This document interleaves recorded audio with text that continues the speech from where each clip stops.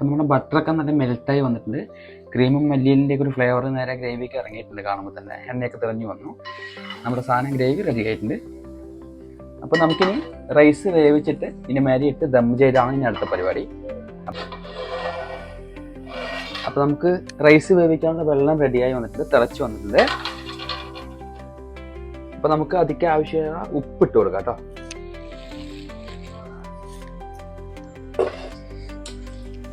Rice നല്ലപോലെ കുതിർന്ന റൈസാണ്. അപ്പോൾ നമ്മൾ അതിൽ ഇട്ട് കൊടുക്കുന്നുണ്ട്.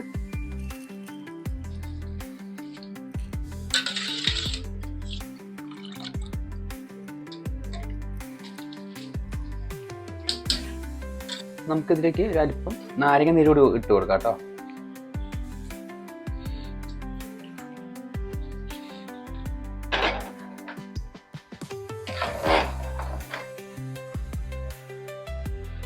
അപ്പോൾ റൈസ് വെന്ത് കഴിഞ്ഞു കേട്ടോ.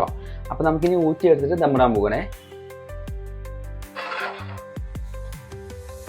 അപ്പോൾ നമ്മൾ റൈസ് മെല്ലെ ഊറ്റി നല്ല വെള്ളം പോയ ശേഷം അതിന് മേലെ ദമ്മിട്ട് കൊടുക്കുക.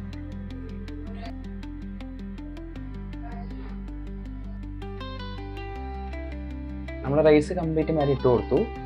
നമ്മൾ ചെറുതായിട്ടൊന്ന് ലെവൽ ചെയ്ത് കൊടുക്കണം. ഇനി നമുക്കിതിൻ്റെ മേലേക്ക് ആവശ്യത്തിലുള്ള നെയ്യ് ചേർത്ത് കൊടുക്കുക.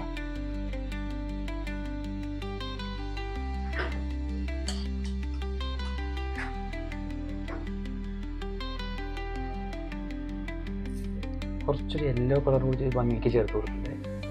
നിങ്ങൾക്ക് വേണമെങ്കിൽ ചേർത്താൽ മതി, അതിൽ നിങ്ങൾക്ക് ഒഴിവാക്കാവുന്നതാണ്. കുറച്ച് ഫ്രൈഡ് ഓണിയൻ കൂടി മേലിട്ട് കൊടുക്കുക.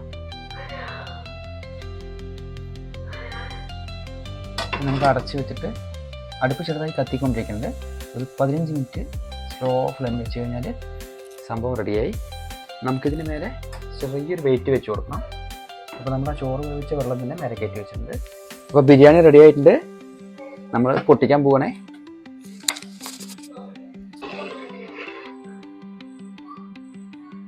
ബിരിയാണി റെഡി ആയിട്ടുണ്ട്. അപ്പോൾ നമ്മൾ പൊട്ടിക്കുകയാണ്.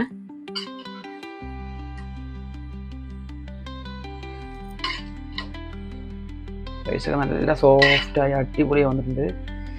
മസാലയൊക്കെ നല്ലപോലെ റൈസായിട്ട് നല്ല സെറ്റായിട്ട് വന്നിട്ടുണ്ട് കേട്ടോ. അടിപൊളിയായി വന്നിട്ടുണ്ട്. ഇനി നമുക്ക് കഴിച്ചു നോക്കിയാൽ മതി. അപ്പം നിങ്ങളും ഇതുപോലെയുള്ള ബിരിയാണി ഒന്ന് വീട്ടിലുണ്ടാക്കി നോക്കുക. ഇത് ഇഷ്ടപ്പെട്ട് കഴിഞ്ഞാൽ നിങ്ങളുടെ അഭിപ്രായങ്ങളൊക്കെ കമൻസ് ആയിട്ട് അറിയിക്കുക. Thank you.